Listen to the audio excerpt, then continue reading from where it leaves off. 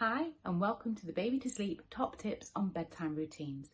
You may or may not have already downloaded the free ebook on bedtime routines. If you have, I hope you've enjoyed it.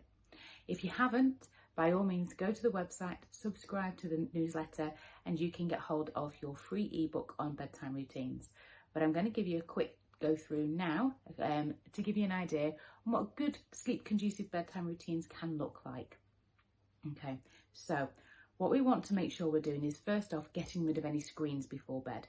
We want to make sure there's no screens, no tablets, no phones, about an hour or so before bed, because the blue light that they produce, it actually inhibits the melatonin release.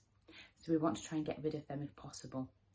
We want to dim down the lighting so we can help that melatonin production as well, because melatonin only produces in dim light and about an hour to 2 hours before bedtime, and it produces around the same time every night. So by having a good routine in place, we're going to help the hormonally kick this off as well. Okay, so this is where we're starting. No screens, dim the lights. Then what we want to do is when we're doing our bedtime routine, we want to have some kind of routine, something that our baby or child know what's coming. We do our own routines when we go to bed. We'll go brush our teeth, we'll get into our pajamas, and some people might read a story, whatever it wants. Maybe not a story, we're a bit old for that, but we may read a few pages of a book, whatever it might be. And we all have our own little rituals before we go to sleep, and it's no different for a child or a baby.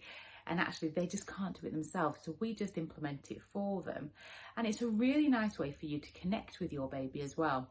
So what we don't want to be doing though while we're doing a bedtime routine is going into every single room in the house. So we're going to go upstairs, then we're coming back downstairs to do this, and then we're going to go into this room. We want it really, really simple and structured. So have your bath pre-ran before you head up if possible. It's going to make everything a lot easier. Have everything laid out, nappies, pajamas, whatever it might be, the book that you're going to read. If they're a bit older and you're doing a couple of books, or you're giving your child some choices on books, have the selection out that you're going to let them choose from, whatever it might be. And then obviously what you want to do is have everything really slick. So you go straight upstairs to the bathroom. If they're having a bath, give them a quick bath, or a fun bath, whatever it might be. It doesn't have to be a quick bath. If bath time's a really fun time, go for it. Get the teeth brushed, and that's your bathroom stuff done, okay? Unless they're a little bit older and you're needing to do a last wee. Okay, so that's your bathroom stuff done.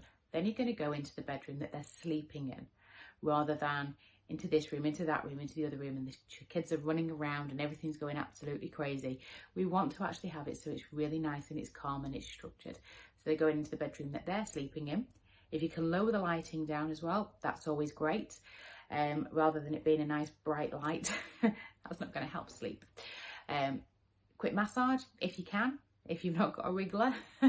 Get them dried, quick massage, get them dressed, put the sleeping bag on if they're in a sleeping bag still.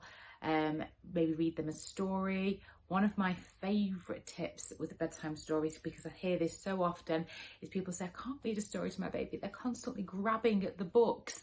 One of my favourite top tips here is actually we want to brush their teeth. So they might have had a feed before you're reading the story. So you've had bath, dried, dressed, into the pyjamas, feed, whether it's bottle, whether it's breast, and then move on to a story while brushing their teeth.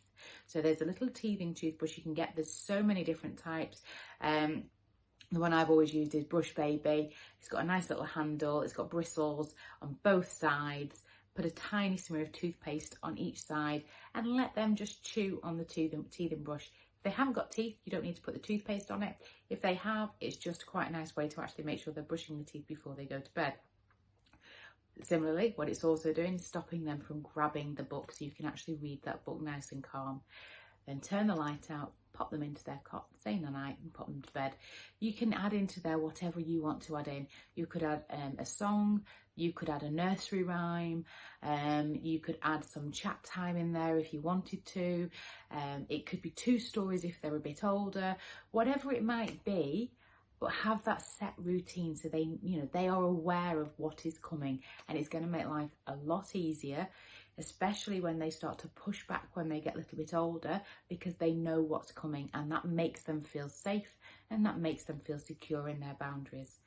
I hope you found this helpful, and I'll see you for our next instalment.